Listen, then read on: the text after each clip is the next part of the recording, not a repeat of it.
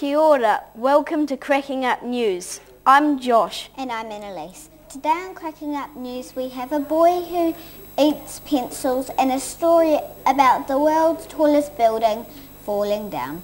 But first up, a story about a killer robot who eats rather than helps children.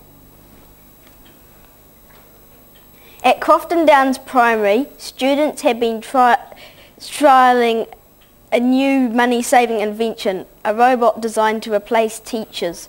Before the robot started teaching the students, they could read, write and do math. Now they can't do anything at all.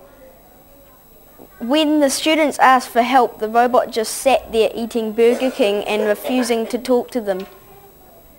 This morning, this invention turned deadly. It went into a rage after one of the students took a bite from its Whopper burger and it started attacking anyone it saw. Professor Spanglepants, the robot's inventor, has gone to hiding from the police. Recent updates show the robot has now moved on to Wadestown School. Here's our on-the-spot reporter Olivia with Professor Spanglepants. Hello, I'm Olivia and here today we have Professor Spanglepants. Thank you for joining us. You have caused a lot of problems. What do you have to say for yourself? I am very, very sorry for all the problems I have caused. I never meant for anyone to die. I just wanted to make the world a better place. What do you think went wrong? I think the fluxed capacitor went shortened out. I don't really know. That nasty child never should have taken a bite out of the robot's burger. Are you going to hand yourself into the police? I can't. I quickly need to build another robot to stop the rampaging with death. I can't do that if I'm locked up. Well, that's all from me and thank you, Professor Spanglepants. Back to Annalise in the studio. An interesting interview. Thanks, Olivia. And now for something completely different. Our second story today is about a boy the public has dubbed Leadhead. This boy consumes 9 pencils a day. Mystery surrounds his history and reasons for his bizarre behaviour.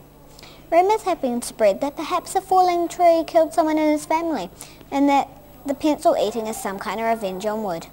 Other theories on his eating habits suggest that he may be part beaver.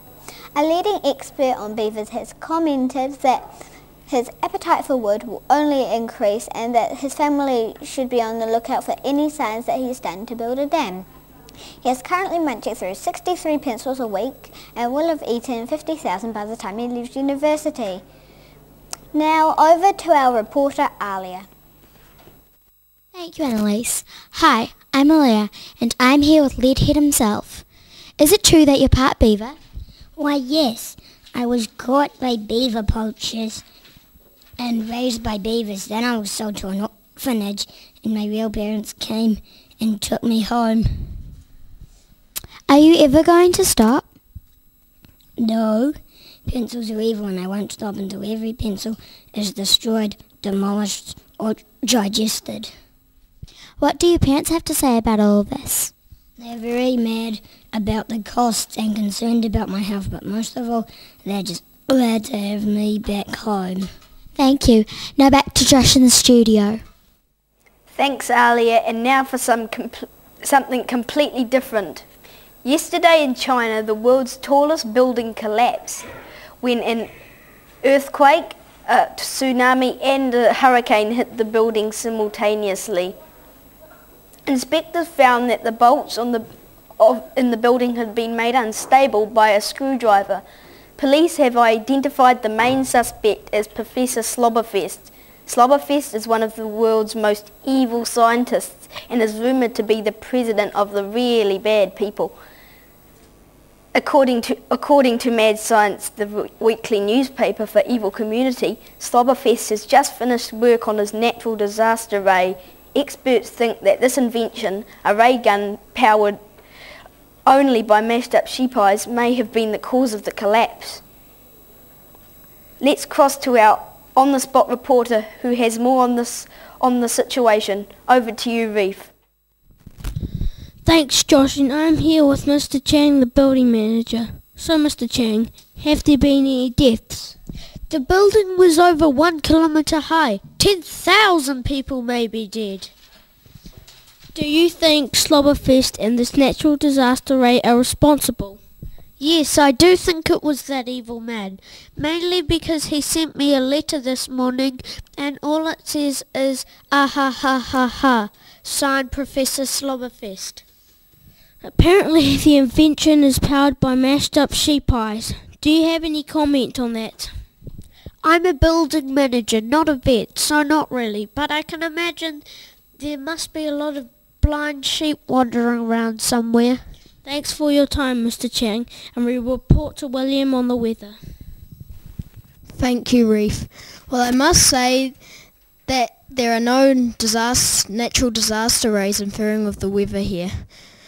Starting in the north, the sun shines on Kaitea as usual. In Auckland, morning sun but rain in the afternoon.